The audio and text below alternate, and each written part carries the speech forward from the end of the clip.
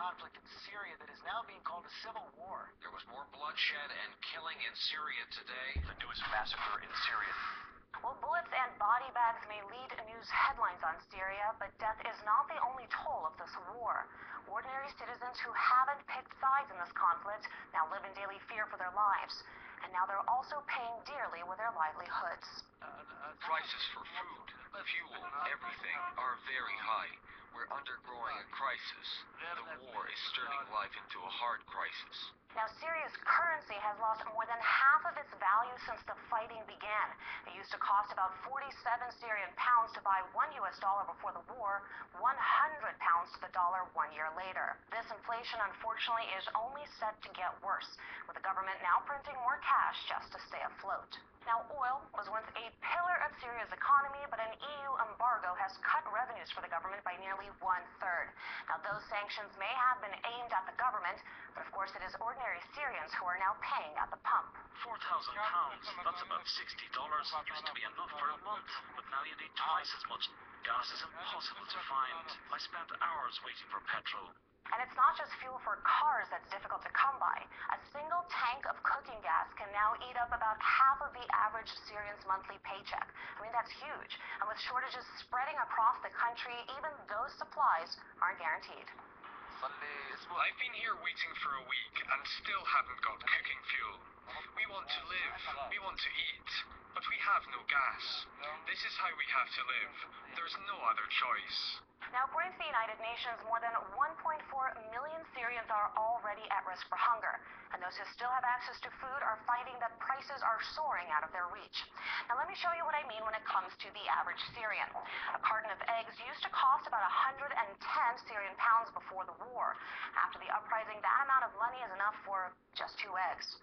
Now, take sugar, for example. The price of a bag like this has tripled in cost. The amount of money one used to spend on it will now buy you about this amount. And even staple foods like rice. I mean, this is a really common food in Syria, probably enough to feed a small family for about a week. A bag like this has doubled in cost. Now, when it comes to the Arab Spring, the cost of food and fuel has played a critical role. As prices rose, so did anger in Arab nations. The same holds true in Syria, where simply surviving and making ends meet is now a daily battle.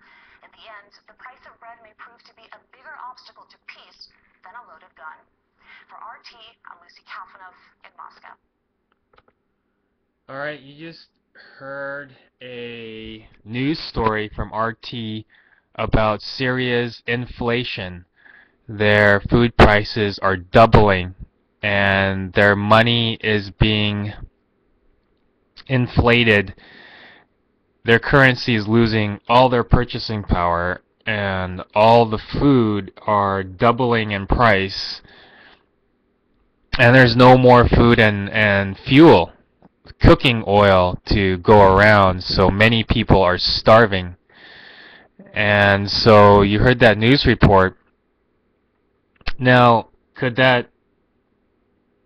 that a template to what might happen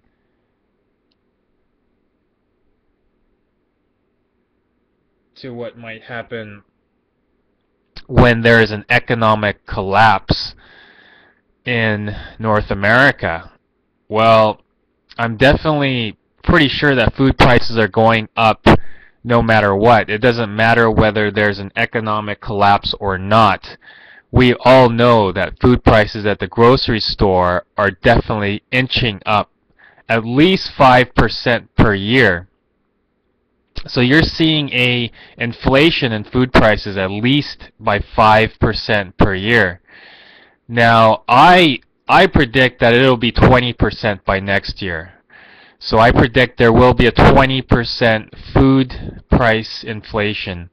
I predict there will be an economic collapse. I believe that all the banks will fail and pretty much the dollar will no longer buy as much anymore. So you see what's going on in Syria. That's a very serious situation over there. But if you parallel the food prices and you parallel what's going on, fuel prices and so on, a collapse of their economy, then you could kind of see how difficult it is for people to survive. would it be very prudent to stock up on a lot of food? Yeah, I think it's a good idea. I think it's best to stock up on at least a year's amount of food, and to stock up on fuel, water, food, emergency necessities such as medicine.